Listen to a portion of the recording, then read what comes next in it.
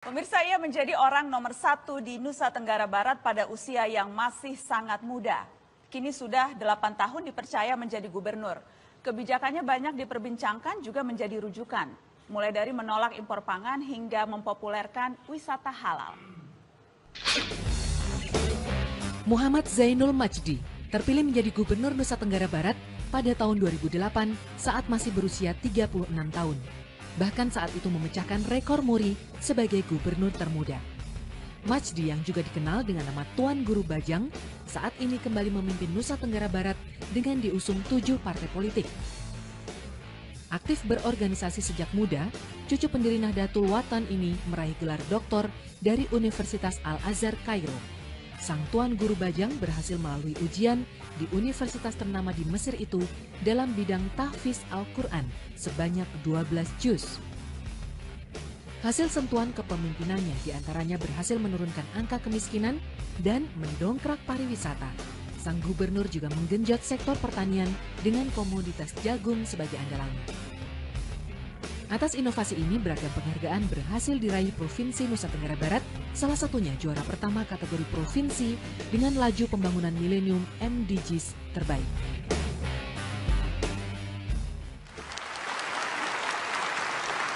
Dan sudah hadir di meja mata najwa Gubernur Nusa Tenggara Barat Tuan Guru Bajang Muhammad Zainul Majdi. Selamat malam Pak Gubernur. Selamat malam. Assalamualaikum warahmatullahi wabarakatuh. Waalaikumsalam. Terima kasih sudah hadir di mata najwa. Tadi saya sengaja sebutnya jelas Tuan Guru Bajang, Tuan Guru Muda. Karena dulu kiai. Atau masih merasa kiai sekarang atau sudah merasa gubernur? Sudah 8 tahun soalnya. Tetap kiai. Tetap kiai, Tuan ya? Guru karena suka mengajar. Oke. Jadi kiai dulu baru gubernur, karena memang lebih dihormati kiai dari gubernur ya di Indonesia. Di NTB lebih kuat legitimasi Tuan Guru dibanding gubernur. Dan itu alhamdulillah bisa membantu untuk kelancaran seluruh proses pembangunan sampai saat ini. Jadi pendekatan kiai Tuan Guru pakai di NTB itu seperti apa sampai kemudian prestasinya bisa seperti itu? Pengaruh antara kekuatan formal atau pimpinan formal dan informal di NTB itu beragam sekali. Untuk Lombok itu khususnya, itu Tuan Guru sangat didengar. Sehingga ketika bicara ke masyarakat, berjumpa di masyarakat, melakukan perjumpaan silaturahim sebagai Tuan Guru dan menyampaikan program-program prioritas daerah, itu jauh lebih cepat diterima dibanding datang ke masyarakat dengan pendekatan struktural sebagai gubernur. Tadi disebutkan Tuan Guru Gubernur Hafiz Al-Quran. Lulusan Al-Azhar Kairo di Mesir. Beban tidak itu? Tanggung jawab dan pengingat bahwa ada banyak sekali tanggung jawab dan amanah yang harus ditunaikan. Sebagai seorang hafiz, sebagai lulusan dari perguruan tinggi Islam terkemuka, maka tanggung jawab berlipat-lipat untuk bisa memberikan keteladanan yang baik terus-menerus pada masyarakat. Ketika menjadi gubernur usia 36 tahun, dapat rekor muri waktu itu termuda. Sempat gamang? Tidak gamang, cuman harus banyak belajar. Tapi pada akhirnya kepemimpinan itu menurut saya satu fungsi, bukan satu struktur. Sehingga dimanapun kita bisa belajar tentang kepemimpinan. Menjadi gubernur juga tidak terputus dari apa yang dilakukan sebelumnya. Menjadi seorang da'i, seorang dosen, seorang pendidik, yang di dalam fungsi-fungsi itu ada makna kepemimpinan juga. Sekarang sudah 8 tahun jadi gubernur, ini periode kedua. Apa yang rasanya yang sekarang Anda ketahui, yang rasanya kalau dulu tahu tuh jadi jauh lebih mudah pekerjaan ini? Apa yang kalau misalnya bisa kembali ke masa lalu dan bilang ke diri yang waktu itu 36 tahun, apa nasihat untuk diri sendiri setelah sekarang jadi gubernur 8 tahun? Untuk pelaksanaan tugas gubernur menurut saya, kalau bisa ditarik ke belakang, diulang waktu, ya saya ingin lebih banyak belajar tentang administrasi mengelola satu birokrasi.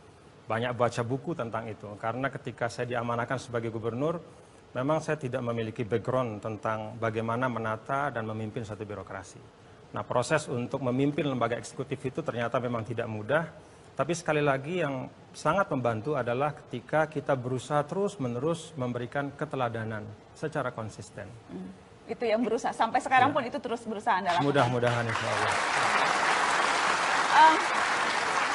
Pak Gubernur, sempat ramai beberapa waktu yang lalu ketika di suatu acara yang dihadiri Presiden Jokowi di daerah Anda berpidato mengkritik Presiden di depan mukanya. ada yang kemudian menilai wah karena disampaikannya oleh tuan guru kiai, jadi itu kritikannya memang kritikan ala kiai sebetulnya, bukan kritikan politisi itu. Iya, kan menurut saya Mbak Najwa, bahwa selain substansi yang baik, yang kita pastikan ada kemaslahatan untuk masyarakat, kita juga harus memastikan bahwa menyampaikannya pun harus dengan cara yang baik. Kalau Anda bisa mendapatkan sesuatu dengan cara yang baik, mengapa harus mendapatkannya dengan cara yang tidak baik? Saya ingin minta komentar Prof. Komar dong terhadap Tuan Guru Bajang, ahli tafsir ternyata, Prof. Ya, ini menarik sekali bagi saya ya, bahwa selama ini bahwa figur sosok ulama itu lemah dalam kemampuan teknokratik manajemen administrasi. Dan beliau ini perform, kuncinya tadi apa? Belajar terus, gitu kan. Nah, ini satu kunci belajar. Dan ternyata dia fast learner, pembelajar yang cepat, gitu. Nah, yang kedua adalah bahwa keberagaman beliau sebagai contoh seorang pemimpin yang agamis, tapi kemudian punya kemampuan transformatif langsung pada masyarakat. Jadi tidak berhenti pada nasihat, retorika, ceramah itu, tapi langsung transformatif. Nah, yang ketiga, ini harapan saya, beliau juga memberikan keberagaman yang inklusif, bahwa keberagaman yang mendukung satu konteks kebangsaan. Karena dalam konteks sebagai gubernur.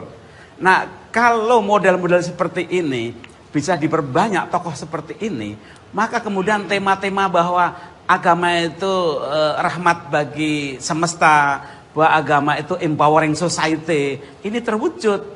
Jadi menggeser yang agama sebatas pada retorika-retorika. Ini inklusif, transformatif. Ini pertama kesan saya seperti itu.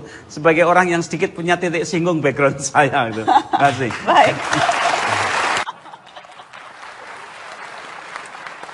Pak Gubernur, sudah 2 periode, setelah jadi gubernur tuh biasanya jadi presiden orang maunya. Berada di amanah gubernur saja, Mbak Najwa, itu tidak pernah terpikir oleh saya. Sehingga saya tidak berani memikir untuk yang lain-lain. Dan memang sampai saat ini, kalau dulu Mbak Najwa itu NTB sering diplesetkan, ya, bahkan oleh orang NTB sendiri, menjadi nasib tidak baik, nasib tergantung Bali, nanti Tuhan bantu. Jadi saya masih berpikir selama 2 tahun ini, agar singkatan itu bisa berubah. Dan apa yang Anda ingin? Semua orang NTB akan memaknakan NTB itu nasib ternyata baik. Nasib ternyata berkah. Nasib ternyata berkah, nasib ternyata baik. Itu untuk NTB-nya. Ya. Untuk Tuan Guru Bajang, nasibnya seperti apa? Saya pikir keberkahan itu adalah ketika orang mendapatkan manfaat sebanyak-banyaknya dari apa yang kita kerjakan. Nah, apa yang akan kita kerjakan ke depan, itu prerogatif dari Allah Subhanahu wa Ta'ala. Itu yang maksimal yang saya bisa katakan. Tapi tidak menutup pintu untuk jabatan politik lain. Iya, saya pikir ada jabatan di legislatif, ada tetap di eksekutif, dan sekali lagi kepemimpinan itu fungsi. Sehingga posisi-posisi informal pun itu tidak kurang bermanfaat dibanding posisi-posisi yang formal.